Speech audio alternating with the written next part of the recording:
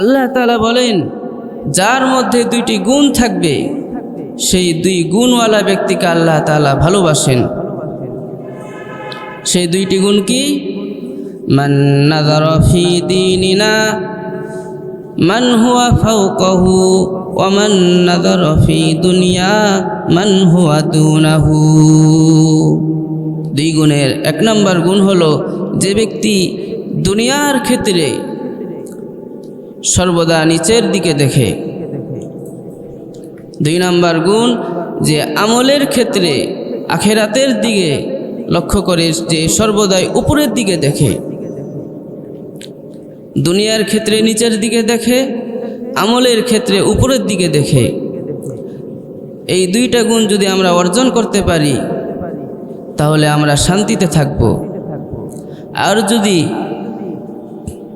দুনিয়ার ক্ষেত্রে নিচের দিকে না দেখে উপরের দিকে দেখি তাহলে আমাদের মধ্যে শান্তি থাকবে না, অশান্তি শুরু হবে। আমার একতলা বাড়ি, আমি যদি দুই তলার দিকে দেখি তাহলে আমার অশান্তি আসবে। আমার একতলা বাড়ি, যে ভাড়া বাসা থাকে তার দিকে লক্ষ্য করি তাহলে আমার শুকর আসবে। আর আমলের ক্ষেত্রে সে 5 ওয়াক্ত নামাজ পড়ে, ফজরের নামাজটাও জামাতের সহিত পড়ে, তাহাজ্জুদ পড়ে, দান সদকা করে, ভালো ভালো আমল করে। আমি তো এত কিছু পারি না। এজন্য আমলের ক্ষেত্রে উপরের দিকে দেখতে হবে, আর দুনিয়ার ক্ষেত্রে নিচের দিকে দেখতে হবে। নিচের দিকে না দেখে যদি উপরের দিকে দেখি তাহলে অশান্তি শুরু হবে। এক গরিব অসহায় ব্যক্তি নামাজ পড়তে গেছে জুতা ছাড়া, তার পায়ে কোনো জুতা নাই।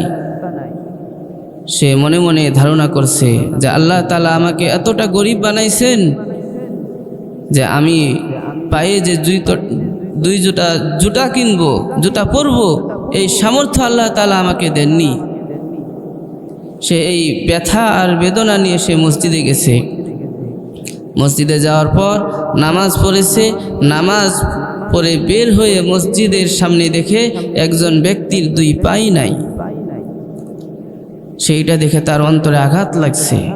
আহা, আল্লাহ তো আমাকে তার চেয়ে ভালো রাখছেন।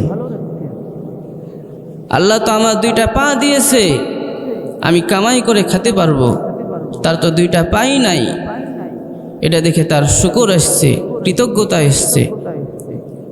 এই জন্য আমরা সর্বদাই দুনিয়ার ক্ষেত্রে নিচের দিকে দেখব, আমলের ক্ষেত্রে আখিরাতের ক্ষেত্রে উপরের দিকে দেখব। এই 2 গুণ যদি আমার আপনার মধ্যে থাকে তাহলে আল্লাহ তাআলা আমাকে আপনাকে ভালোবাসবেন।